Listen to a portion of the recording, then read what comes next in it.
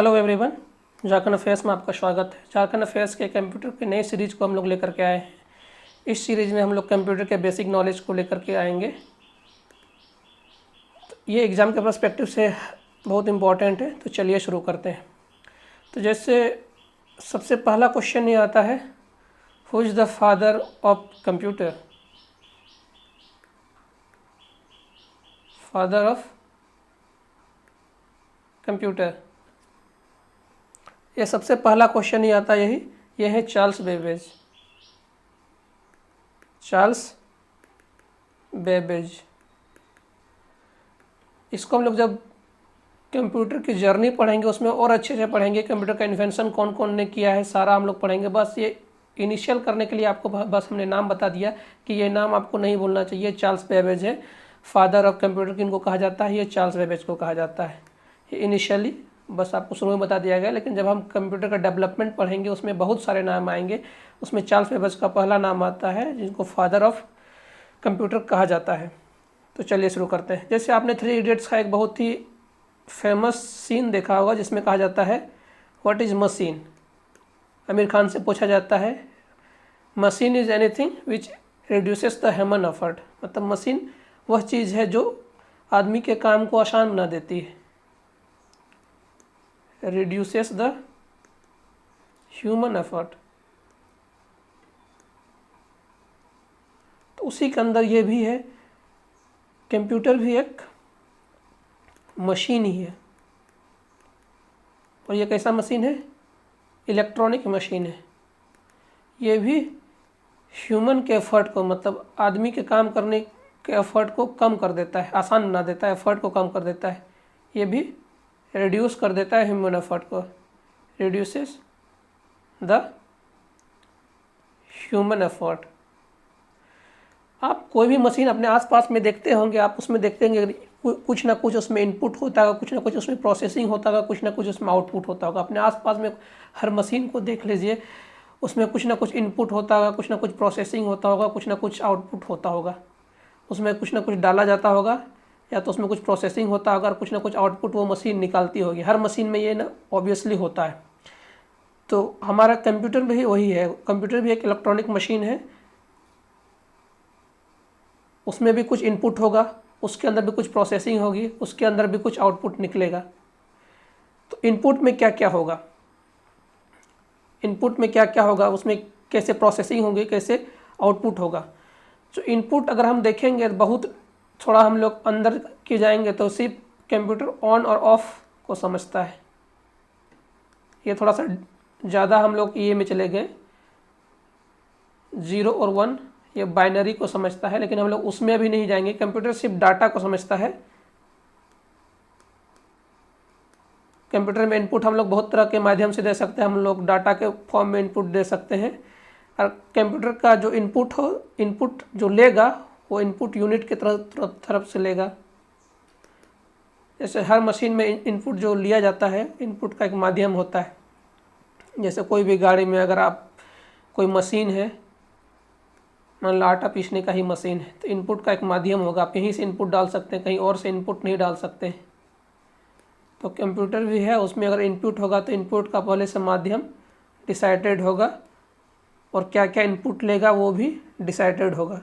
Input करने के बाद उसमें जो प्रोसेसिंग होगा, उसका आउटपुट क्या निकालेगा। मतलब यहाँ पर हम लोग आटा डाल, मतलब यहाँ पर हम लोग गेहूँ डाल रहे हैं, तो यहाँ प्रोसेसिंग होकर के आटा ही निकलेगा। यहाँ पर धान डाल रहे हैं, प्रोसेस करके यहाँ पर चावल निकलेगा। इस तरह का हर चीज़ में, हर मशीन में, इलेक्ट्रॉनिक डिवाइस में, हर इलेक्ट्रॉनिक डिवाइस हो या फिर कोई ना कोई मशीन हो, हर किसी में कुछ ना कुछ इनपुट होता है, कुछ ना कुछ प्रोसेसिंग होता है, कुछ ना कुछ आउटपुट होता है।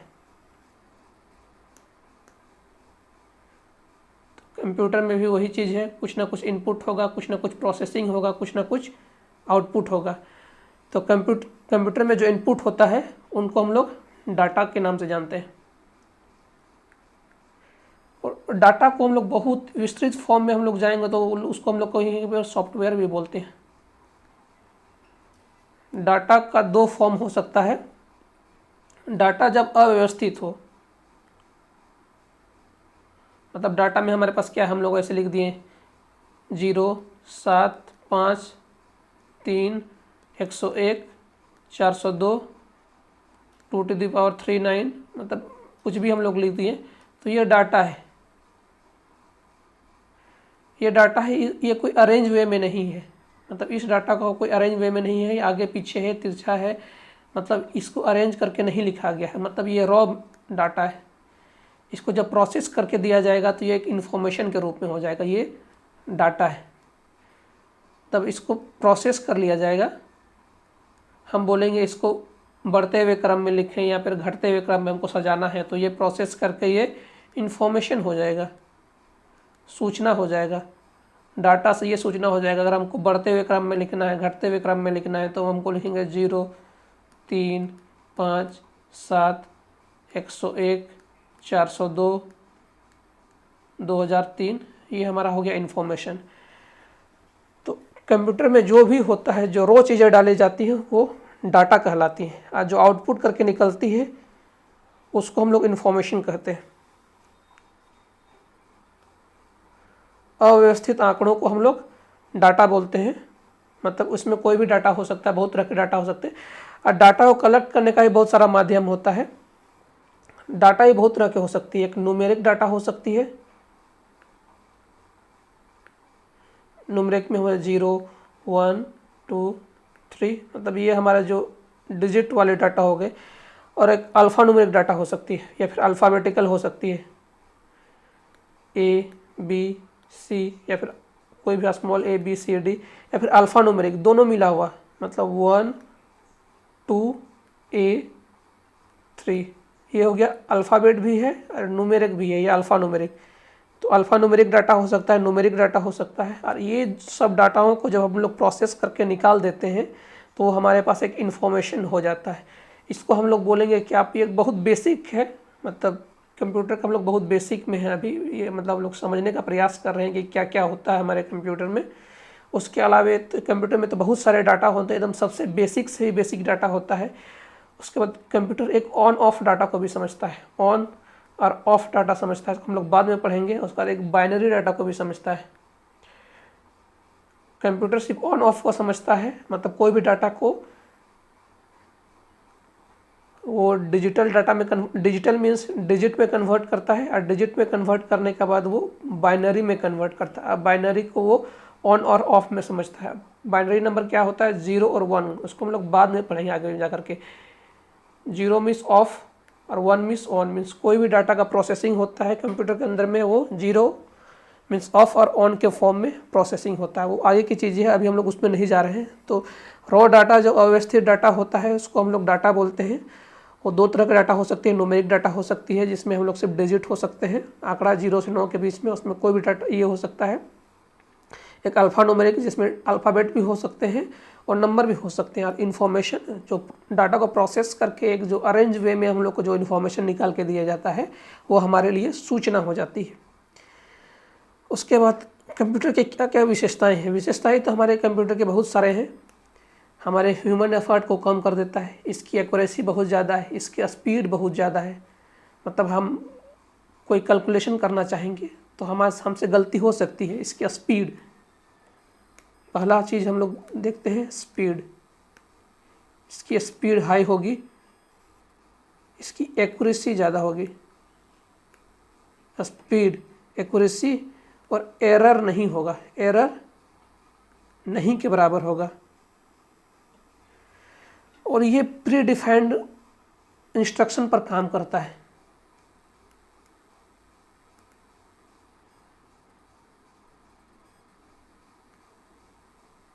प्री डिफाइंड इंस्ट्रक्शन पर जल्दी डिसीजन ले लेता है, मतलब डिसीजन इसका बहुत ज़्यादा है, मतलब बहुत डिसीजन लेने के प्री डिफाइंड इंस्ट्रक्शन पर डिसीजन तेज़ी से ले लेता है। तब अगर आपको वही बोलेंगे, एक स्पीड का ही बात हो गया, मतलब अगर आपको हम लोग बोलेंगे कि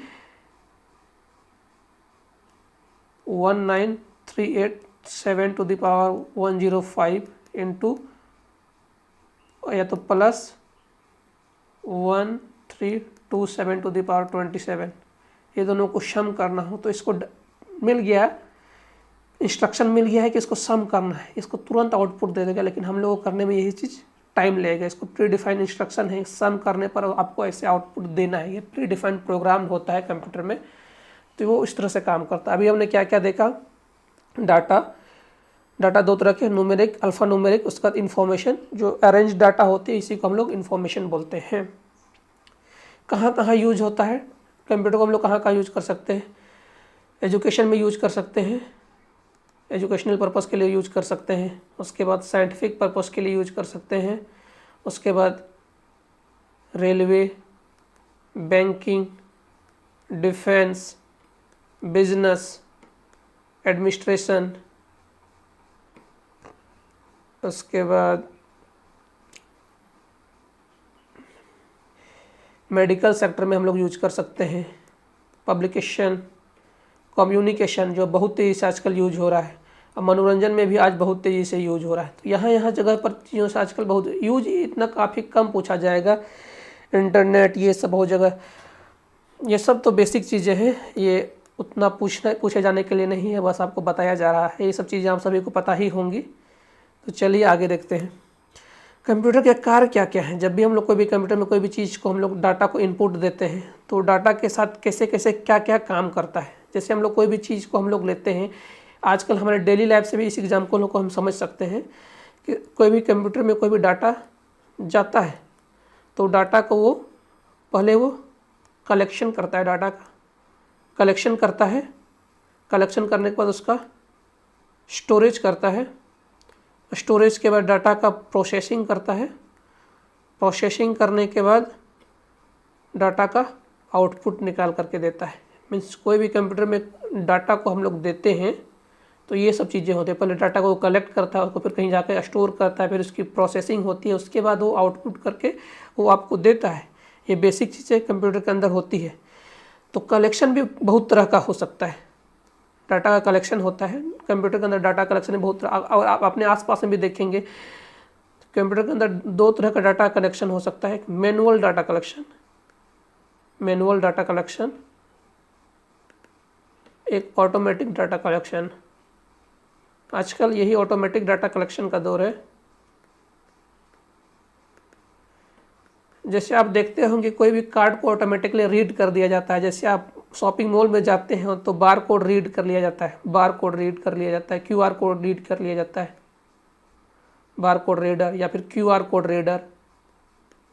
ये ऑटोमेटिक डाटा कलेक्शन है, उसके अंदर आता है। मैनुअल डाटा कलेक्शन, हमने डाटा को मैनुअली कलेक्ट किया और फिर हम लोग कंप्यूटर में जाकर के फीड कर देते हैं। मीन्स हम लोग उसको इनपुट कीपैड के तरफ से जाकर के, मतलब कीबोर्ड में जाकर के कीबोर्ड के हेल्प से हम लोग उसको फीड कर देते हैं। तो डाटा का कलेक्शन इस दो तरह से हो सकता है, मैनुअल डाटा कलेक्शन या फिर ऑटोमेटिक डाटा कलेक्शन। आजकल ऑटोमेटिक डाटा कलेक्शन को हम लोग कहते हैं electronic data processing, electronic data processing. आजकल जितने भी ऑटोमेटिक डाटा कलेक्शन होता है वो इलेक्ट्रॉनिक के माध्यम से ही होता है, इलेक्ट्रॉनिक डाटा ही। तो क्या हो गया, सबसे पहले डाटा कलेक्शन हो गया, कितने तरह से हो गया, दो तरह से हो गया, मैनुअल डाटा कलेक्शन या automatic data collection. Automatic data collection किसके तरफ से होगा, इलेक्ट्रॉनिक डाटा प्रोसेसिंग के तहत से होगा। तो हमारे पास रॉ डाटा हमारे पास आता है। रॉ डाटा को हम लोग दो तरह से हम लोग कलेक्ट कर सकते हैं, मैनुअल मेथड से या फिर ऑटोमेटिक में इलेक्ट्रॉनिक डाटा प्रोसेसिंग के मेथड से। तो डाटा, इनकमिंग डाटा को इनपुट हमको मिल गया है, कंप्यूटर के अंदर हमको इनपुट मिल गया है। अब उसका हम लोग को प्रोसेसिंग करना है। डाटा का हम लोग को इनपुट मिल गया है, उसका हम लोग को प्रोसेसिंग करना है। मान लीजिए कोई भी डाटा का हम लोग को, हमने आपको बताया डाटा क्या है, अव्यवस्थित, ये है रॉ डाटा है, अव्यवस्थित डाटा है। कोई भी मान लीजिए हम लोग को न्यूमेरिक डाटा मिल गया है 7, 5, 11, 19, 0 और -7। मान लीजिए ये हमारे पास एक डाटा है, ये अव्यवस्थित डाटा है, ये हमारे पास रॉ डाटा है, इसका कोई सीक्वेंस नहीं है। इसमें हम लोग कुछ ना कोई इसमें हम लोग ये कर सकते हैं, प्रोसेसिंग कर सकते हैं। हम कैसा प्रोसेसिंग करेगा ये हमारे ऊपर है। अगर हम इसको बोलेंगे सम करना है, ऐड करना है, सब्सट्रैक्शन करना है, या फिर इसमें मल्टीप्लिकेशन करना है, या फिर कुछ भी हम लोग, या फिर इसको हम लोग अरेंज करवा सकते हैं। तो कोई भी हम लोग इसमें प्रोसेसिंग करवा सकते हैं अपने नीड के आधार पर। तो हम इस पर प्रोसेसिंग करवाएंगे। प्रोसेसिंग करवाने के बाद जो डाटा हम लोग को निकलता है उसी को हम लोग इन्फॉर्मेशन कहते हैं। इसको हमने अभी आपको हमने लास्ट में बताया था, इन्फॉर्मेशन कहते हैं। तो प्रोसेसिंग होगा, प्रोसेसिंग के बाद ये आउटपुट होगा, आउटपुट के बाद फिर हमको आउटपुट यूनिट में हमको आउटपुट इन्फॉर्मेशन मिलेगा, आउटपुट इन्फॉर्मेशन मिलेगा। जैसे इनपुट करने के लिए इनपुट यूनिट होता है, हम लोग आगे इसको पढ़ेंगे, बस आपको हम लोग ये फ्लो चार्ट बता दे रहे हैं। इनपुट यूनिट होता है, इनपुट यूनिट, प्रोसेसिंग यूनिट भी होता है और आउटपुट यूनिट होता है। आउटपुट के बाद यहाँ पर आउटपुट यूनिट होगा, यहाँ पर आउटपुट यूनिट होगा। हर चीज़ का एक यूनिट होता है। इसके थ्रू ही हम लोग इनपुट यूनिट के थ्रू हम लोग इनपुट डाल सकते हैं। प्रोसेसिंग यूनिट के अंदर प्रोसेसिंग और आउटपुट यूनिट के अंदर हम लोग आउटपुट देख सकते हैं। तो चलिए हम लोग देखते हैं इनपुट यूनिट में क्या क्या आएंगे। जैसे हम लोग आप अभी हर कोई, पहले एक ज़माना था मोबाइल, हर किसी के पास एक कीपैड मोबाइल हुआ करता था। कीपैड में मीन्स बटन हुआ करते थे। तो जो बटन थे वही एक इनपुट यूनिट था। अब जब तक बटन प्रेस नहीं करेंगे, यहाँ पर अगर आप 1 का बटन प्रेस करेंगे तो यहाँ पर 1 डिस्प्ले में आएगा, 2 का बटन प्रेस करेंगे तो 2 डिस्प्ले में आएगा, 3 का बटन प्रेस करेंगे तो 3 का डिस्प्ले आएगा। तो ये इनपुट यूनिट के तरह थ्रू से हम लोग इनपुट डाल सकते हैं सिस्टम के अंदर में। जो हमारा कंप्यूटर होगा तो हम लोग कंप्यूटर के अंदर, अगर मोबाइल होगा तो मोबाइल का भी इनपुट यूनिट होगा। हमारा कीपैड उसका इनपुट यूनिट है। आजकल तो डिजिटल डिस्प्ले आ गया है, तो डिस्प्ले की तरह हमारा इनपुट यूनिट आ जाता है। तो इनपुट यूनिट में हमारा पहले अभी क्या क्या था, कीबोर्ड, माउस, ये बहुत बेसिक है, हर किसी को पता होगा, कीबोर्ड, माउस, और ये बहुत बेसिक है। उसके बाद आजकल वॉइस इनपुट यूनिट भी आता है, वॉइस इनपुट यूनिट भी आता है, माइक भी आता है, हम लोग आजकल लाइट पेन आता है, जॉयस्टिक आता है। ये बहुत पुराना एग्जाम्पल है, एडवांस एग्जाम्पल तो बहुत सारे हैं। अगर हम लोग एटीएम मशीन में जाकर के देखें, एटीएम मशीन का इनपुट यूनिट क्या है, एटीएम मशीन का इनपुट यूनिट क्या है, आपको एटीएम कार्ड में इनपुट यूनिट में आपको एटीएम डालना पड़ेगा, उसके बाद आपको पिन डालना पड़ेगा, तभी आप उसमें से कैश विड्रॉ कर सकते हैं। 2 इनपुट यूनिट है, पहले फिजिकल कार्ड डालना पड़ेगा, उसके बाद पिन डालना पड़ेगा, तब आप अपना कैश विड्रॉ कर सकते हैं। उसका प्रोसेसिंग होगा, उसके बाद फिर आपका कैश बाहर आएगा, तो वो हमारा आपका इनपुट यूनिट हो जाता है, जिसके थ्रू से आप इनपुट डाल रहे हैं। तो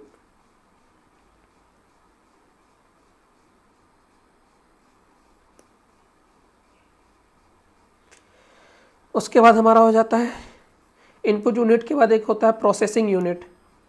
तो कंप्यूटर में हम लोग इनपुट यूनिट को देख चुके हैं। प्रोसेसिंग यूनिट में आता है CPU, ये प्रोसेसिंग यूनिट है।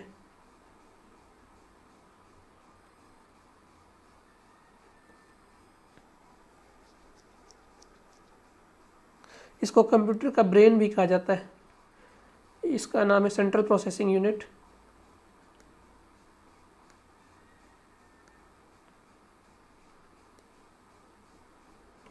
कंप्यूटर का ब्रेन, अगर हार्ट भी कहा हुआ मिले तो आप इसको मान सकते हैं। मतलब ये सबसे इम्पोर्टेंट ऑर्गन है, ये इसी से सारा कंप्यूटर का काम होता है।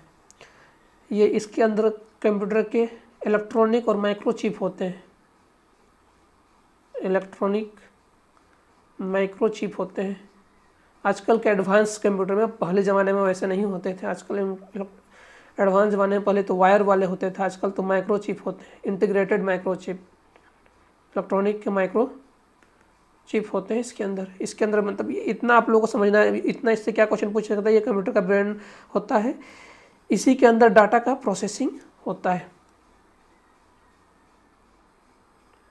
इसी के अंदर डाटा का प्रोसेसिंग होता है, इसी के अंदर डाटा का प्रोसेस किया जाता है, इन्फॉर्मेशन को इसी के अंदर प्रोसेस किया जाता है। ये हमारे लिए सबसे इम्पोर्टेंट था। तो CPU को अगर हम लोग देखें तो इसका हमारे पास, इसके अंदर का हम लोग स्ट्रक्चर देखें, सेंट्रल प्रोसेसिंग यूनिट का, ये CPU का सेंट्रल प्रोसेसिंग यूनिट का हम लोग स्ट्रक्चर देखें तो इसका भी हमारे, जैसे हमारे ब्रेन का अलग अलग पार्ट होता है, लेफ्ट ब्रेन का पार्ट, राइट ब्रेन का पार्ट, हेमिस्फीयर, उसके बाद लेफ्ट ब्रेन राइट ब्रेन होता है ना, तो इसके अंदर भी सीपीयू का भी अलग अलग पार्ट होता है। एक पहला होता है ALU अर्थमेटिक लॉजिकल यूनिट, उसके बाद होता है कंट्रोल यूनिट, एक होता है फिर main memory.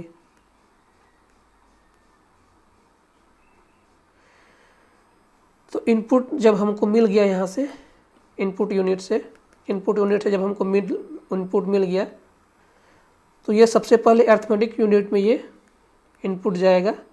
Arithmetic logical unit इसका नाम है, अर्थमेटिकल लॉजिकल यूनिट,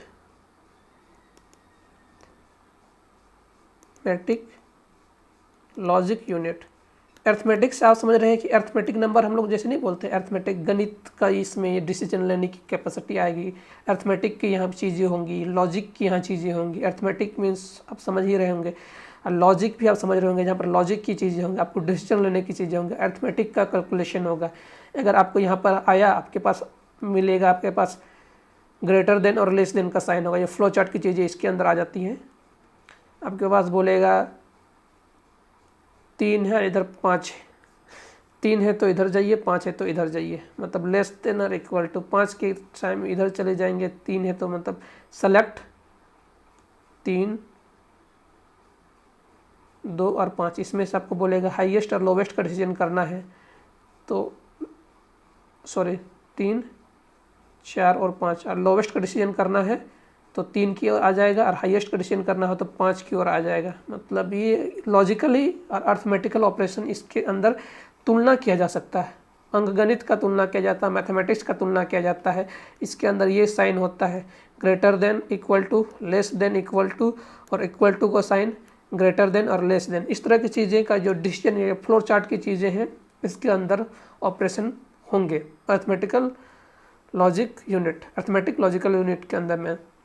उसका कंट्रोल यूनिट नाम से ही होता है, ये कंट्रोल करता है कंप्यूटर के सारे चीज़ों को। कंप्यूटर में जितने भी डिवाइसेस उसमें कनेक्टेड है, कंप्यूटर की जितने भी चीज़ें हो रही है उस कंट्रोल यूनिट के तहत ही हो रही है। यही कार्यों का नियंत्रण करता है, ये सारे कार्यों का नियंत्रण करता है, सारे कार्यों को, सारे प्रोसेस को भी नियंत्रण करता है, सारे प्रोसेस को कंट्रोल करता है। अब कंट्रोल से बस याद रखिए कंप्यूटर के अंदर, मतलब ये या फिर CPU के अंदर या फिर ये कंप्यूटर के अंदर में जितने कार्य होंगे या फिर उसके अंदर जितने डिवाइसेस से कनेक्टेड होंगे, उसका प्रोसेस को कंट्रोल किसके द्वारा किया जाएगा? कंट्रोल यूनिट के द्वारा किया जाएगा। यही है, अगर हमको कुछ भी कमांड देना है कंट्रोल यूनिट के तहत हमको कमांड देना पड़ेगा। कुछ भी ऑन करना है, ऑफ करना है, या फिर कुछ भी करना है डिवाइस के अंदर में, प्रोसेसिंग के अंदर में कुछ भी करना है, ये कंट्रोल यूनिट के तहत ही किया जाएगा। मतलब डिवाइस को कंट्रोल करने का काम, डिवाइस कंट्रोल का काम कंट्रोल यूनिट के तहत किया जाएगा। उसके बाद आता है मेमोरी यूनिट। मेमोरी यूनिट होता है जहाँ पर डाटा रखा गया। यहाँ पर भी 2 तरह का डाटा होता है। एक होता है जहाँ पर मेमोरी यूनिट मीन्स क्या, हमारा ब्रेन जैसा हो गया, यहाँ पर मेमोरी यूनिट है। यहाँ पर 2 तरह का डाटा होगा, एक प्राइमरी डाटा, एक सेकेंडरी डाटा। अब नाम से मैं नहीं ला सकता, प्राइमरी जिसका प्राइम इंपॉर्टेंस चल रहा है, सेकेंडरी जो बैक में है, सेकेंडरी है। तो जिस डाटा पर अभी काम चल रहा हो, मतलब अगर आप कंप्यूटर में हम लोग सम कर रहे हैं, उस सम को, तो ये जो मेमोरी यूनिट है, मेमोरी यूनिट में अगर हमको 1 + 2 + 3 + 4 का हमको सम करने के लिए दिए, तो इस डाटा को ये मेमोरी यूनिट से उठाएगा और इसको सम करेगा। तो ये सारे डाटा अभी हमारे प्राइमरी यूनिट में आ जाएंगे और इस पर सम होगा। तो जो डाटा पर प्रोसेसिंग हो रहा हो, जिस डाटा पर प्रोसेस चल रहा हो, जिस डाटा पर काम चल रहा हो, वो प्राइमरी मेमोरी में होते हैं, और जो बैकग्राउंड में डाटा है जिस पर काम नहीं चल रहा हो, वो सेकेंडरी मेमोरी में चले जाएंगे, वो सेकेंडरी मेमोरी में रहेंगे। नहीं तो एक साथ उतने डाटा का रखने से फिर डाटा का स्पेस बहुत ज़्यादा हो जाता है। तो हमारे पास ये 3 इम्पोर्टेंट हो गए, arithmetic logical unit, control unit और ये memory unit. Central processing unit को लेकर के इसमें 2 चीज़ें हो जाएंगी। मेमोरी यूनिट को लेकर के हमारे पास 2 है, प्राइमरी मेमोरी है और एक सेकेंडरी मेमोरी है, जिस पर उपयोग नहीं, मतलब जिस मेमोरी पर अभी प्रोसेसिंग नहीं हो रहा, जिसको कंप्यूटर यूज नहीं कर रही है, वो हमारी सेकेंडरी मेमोरी हो जाएंगे। जिसको कंप्यूटर यूज कर रही है वो हमारे लिए प्राइमरी मेमोरी हो जाएंगे। और उसके बाद एक आउटपुट यूनिट हमारा बचता है। हमने सारा प्रोसेसिंग कर लिया। अब प्रोसेसिंग करने के बाद में हमने सम कर लिया है, मान लीजिए 1 + 2 + 3 + 4, तो ये हो गया 10। तो 10 को हमको डिस्प्ले करना है, तो एक डिस्प्ले यूनिट होगा या फिर एक आउटपुट यूनिट होगा। अगर हम लोग मोबाइल में कर रहे हैं तो हमारे मोबाइल डिस्प्ले में आ जाता है, या फिर कैलकुलेटर में कर रहे हैं तो कैलकुलेटर का डिस्प्ले में आ जाता है। हम लोग लैपटॉप में कर रहे हैं या फिर कंप्यूटर में कर रहे हैं तो हमारे कंप्यूटर का भी डिस्प्ले में आ जाएगा, तो कंप्यूटर के मॉनिटर में डिस्प्ले हो जाएगा या फिर लैपटॉप का स्क्रीन में डिस्प्ले हो जाएगा। तो वो हमारे पास एक डिस्प्ले यूनिट होगा। या तो अगर हमको प्रिंटिंग का ऑप्शन है तो हमारा प्रिंट डिस्प्ले में मॉनिटर हो जाएगा, जहाँ पर हमको आउटपुट दिखाई दे वही हमारा डिस्प्ले यूनिट हो जाएगा। प्रोसेसिंग डाटा का आउटपुट जहाँ पर दिखाई दे, जहाँ से यूजर उस डाटा को समझ सके, यूजर के समझने लायक डाटा हो, वही हमारा डिस्प्ले यूनिट में आ जाएगा। तो हमने सारा देख लिया। इनपुट कितने तरह से हो सकता है, मैनुअल इनपुट हो सकता है और एक ऑटोमेटिक इनपुट। ऑटोमेटिक इनपुट में हम लोग इलेक्ट्रॉनिक इनपुट, इलेक्ट्रॉनिक डिस्प्ले की तरह से इनपुट हो सकता है। इलेक्ट्रॉनिक प्रोसेसिंग के तहत इनपुट हो सकता है, इलेक्ट्रॉनिक डाटा प्रोसेसिंग के तहत इनपुट हो सकता है। उसका प्रोसेसिंग के अंदर में 3 तरह के यूनिट है, मतलब सीपीयू में ALU arithmetic logical unit, control unit जहाँ से पूरे डिवाइस को कंट्रोल किया जा रहा है, एक मेमोरी यूनिट। मेमोरी यूनिट में 2 है, एक प्राइमरी मेमोरी, सेकेंडरी मेमोरी। जिस डाटा मेमोरी पर काम हो रहा है वो प्राइमरी डाटा हमारा आ जाएगा प्राइमरी मेमोरी। जो डाटा पर काम नहीं चल रहा वो सेकेंडरी मेमोरी पर रहता है, उसको हम लोग सेकेंडरी मेमोरी कहते हैं। उसके बाद आउटपुट यूनिट, जो समझने लायक डाटा है, जो बाहर सबको दिखाया जाता है डिवाइस या इसके अंदर से, कंप्यूटर या फिर लैपटॉप के अंदर से, वो हमारा आउटपुट यूनिट कहलाता है या फिर आउटपुट डिवाइस कहलाता है, जो भी कह लीजिए। तो ये हमारे लिए इतना पहला लेक्चर था। ये बहुत हमारा इंपॉर्टेंट लेक्चर था, बेसिक लेक्चर था। तो इस लेक्चर के बाद हम इसका एक क्वेश्चन आंसर सीरीज भी लेकर के आएंगे। तो इस वीडियो को ज़्यादा से ज़्यादा लाइक, शेयर और सब्सक्राइब कर दें और हमारे साथ जुड़े रहने के लिए आपका बहुत बहुत धन्यवाद।